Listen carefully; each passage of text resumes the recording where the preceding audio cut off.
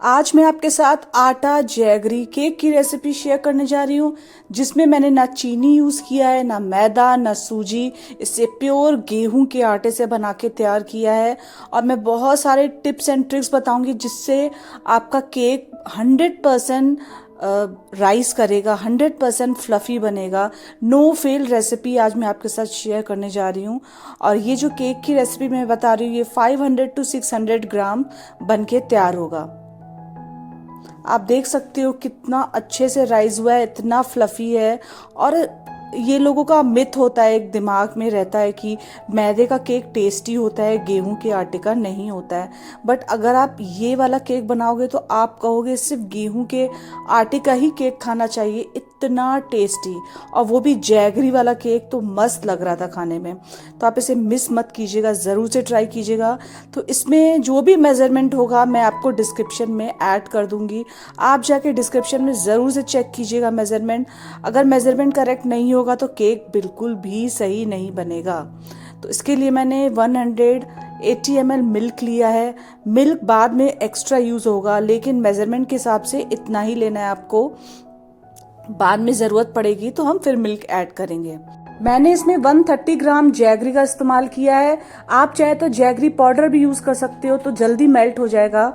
और हम अब मैंने क्या किया, जो दूध था ना उसे गैस पे रख दिया है और इसे अच्छे से गर्म कर लेंगे। सबसे पहले दूध को अच्छे से गर्म कर लेना है, उसके बाद ही आपको जैगरी डालना है। और फिर मैंने गैस को ऑफ कर दिया है और इसे अच्छे से लगातार मिलाते जाना है। कभी कभी ऐसा होता है ना, आप देखते होगे अगर जैगरी वाली चाय बनाई होगी तो दूध फट जाता है, तो इसीलिए आप थोड़ा ध्यान दीजिएगा। पहले दूध को गर्म कर ले अच्छे से, फिर उसमें गुड़ डाले, फिर इस तरीके से मिलाते रहे। फिर लास्ट में थोड़ा थोड़ा गुड़ रह गया था, छोटे छोटे टुकड़े रह गए थे जैगरी के, तो मैंने उसको हल्का सा फिर गर्म करके फिर मिक्स कर लिया। उसको बिल्कुल मेल्ट हो जाना है, बिल्कुल भी एक थोड़ा सा भी टुकड़ा जैगरी का नहीं रहना है। अब मैंने गेहूं के आटे को मेज़र कर लिया है और 180 ग्राम्स मैंने लिया है गेहूं का आटा। इसको कप में कैसे लेना है, क्या लेना है, सारी चीज़ मैं मेजरमेंट में दे दूंगी आपको। अगर कप यूज़ करना है तो आप कप भी यूज़ कर सकते हो। अब मैं डाल रही हूँ इसमें 2 चम्मच 2 teaspoon baking powder. Baking powder कभी भी फुला एकदम ऊपर तक नहीं लेना है, इसका लेवल पूरा प्लेन करके आपको लेना है। आप देख सकते हो मैंने एकदम प्लेन कर दिया है, उसके बाद डाला है।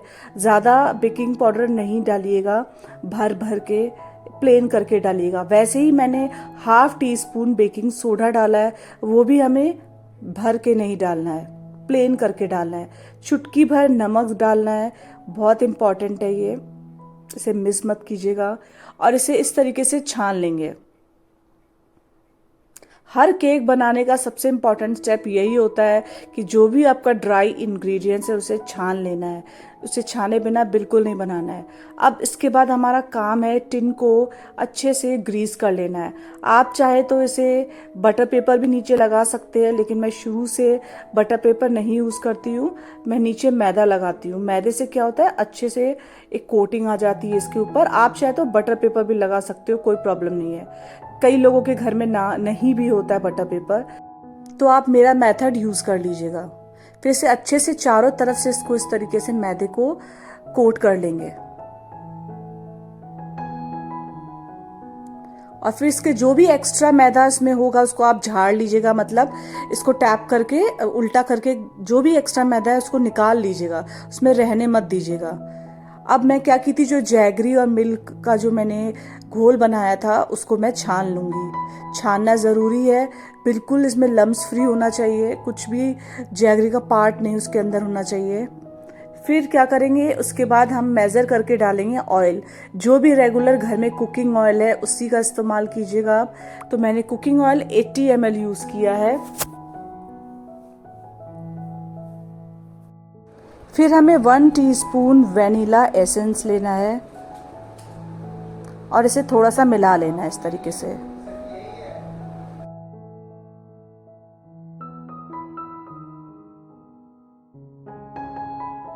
अब हमें धीरे धीरे करके ड्राई इंग्रेडिएंट्स इसमें डालते जाना है और मिक्स करते जाना है।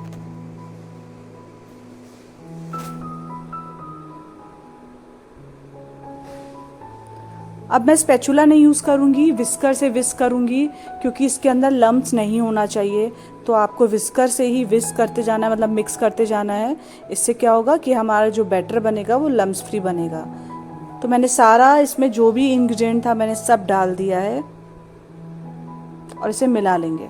और इसे ओवर मिक्स बिल्कुल नहीं कीजिएगा, हल्के हल्के हाथों से मिलाइएगा, दम लगा के बिल्कुल मत मिलाइएगा। अब हम थोड़ा थोड़ा करके मिल्क डालेंगे और एक कंसिस्टेंसी बनाएंगे। हमें ना ही रिबन कंसिस्टेंसी बनानी है, ना रनी कंसिस्टेंसी बनानी है, हमें थिक कंसिस्टेंसी बनानी है।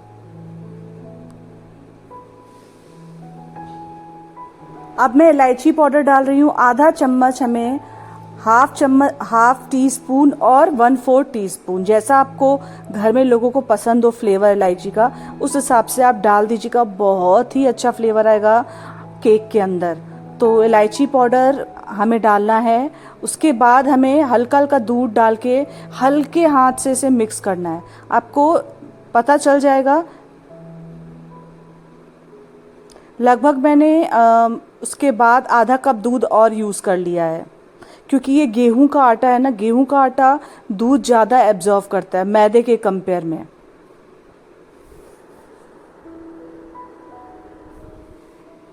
जब मैं इस बैटर को टिन में डालूंगी तो आपको खुद पता चल जाएगा कि कैसी कंसिस्टेंसी है ये। अब मैं लास्ट में जब सब कुछ ओवर हो जाएगा, लास्ट में आपको 1 चम्मच 1 टीस्पून विनेगर डालना है, जो इस केक को एक नया ट्विस्ट देगा। केक एकदम फ्लफ़ी बनेगा, एकदम स्पॉन्जी बनेगा और एकदम बहुत ही टेस्टी बनेगा।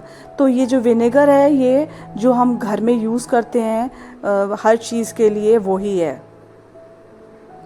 अब मैं पोर कर रही हूँ इसे टिन के अंदर, आप देख सकते हो ये खुद फ्लो नहीं हो रहा है, मैं इसे डाल रही हूँ स्पैचुला की हेल्प से।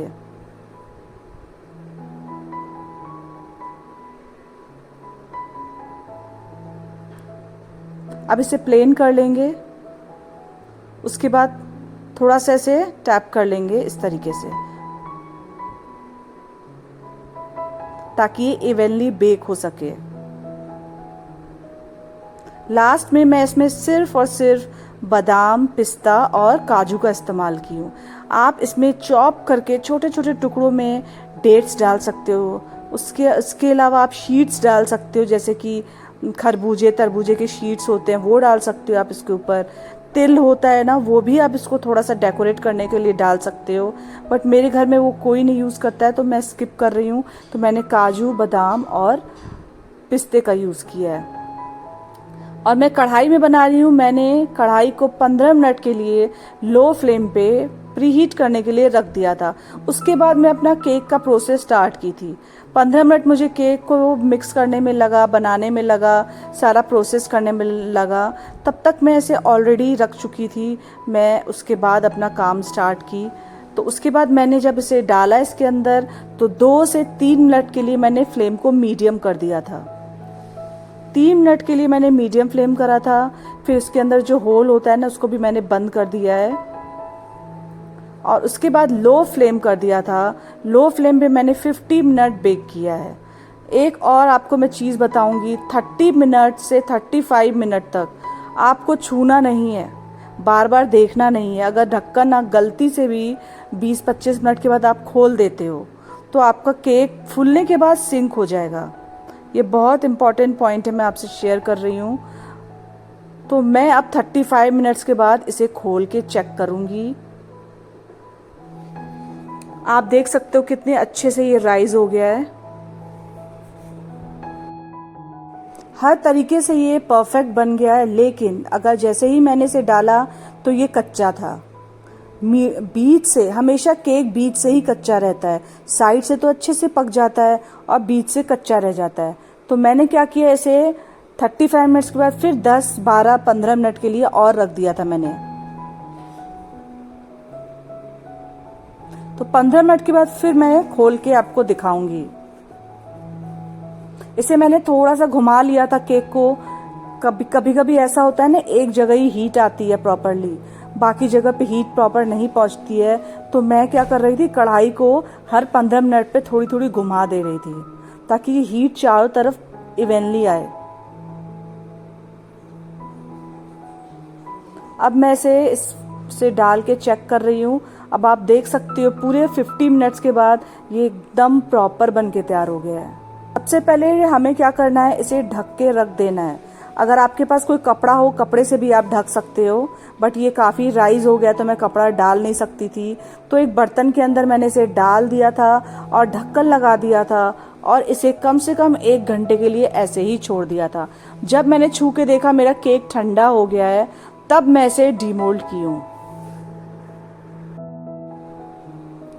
अगर आप गरम गरम डीमोल्ड कर दोगे तो आपका केक है ना टूटने लगेगा, ब्रेक हो जाएगा। इसीलिए ध्यान से इसे ठंडा होने के बाद ही डीमोल्ड करें। कितने आराम से ये निकल गया। मैं इसे ढक्कन लगा के इसीलिए रखी थी 1 घंटे के लिए। इसके पीछे बहुत बड़ा लॉजिक है कि आपका ये तो ड्राई केक है ना, तो ड्राई केक जब तक सॉफ्ट नहीं होगा तब तक मज़ा नहीं आएगा खाने में। तो इसे अगर आप ढक्कन लगा के रख देते हो 1 घंटे के लिए तो आपका केक बहुत सॉफ्ट स्पंजी बन के तैयार होगा, एकदम मॉइस्चर रहेगा केक के अंदर। अब आप देखिए कितना अच्छा बन के तैयार हुआ है। अगर आपको मेरी ये केक की रेसिपी पसंद आई हो तो आप मेरे साथ जुड़े रहिएगा। मैं आपके साथ और इंटरेस्टिंग केक की रेसिपी शेयर करूँगी जल्द ही। बाय एवरीवन, आप भी बनाइए और एंजॉय कीजिए। Take care.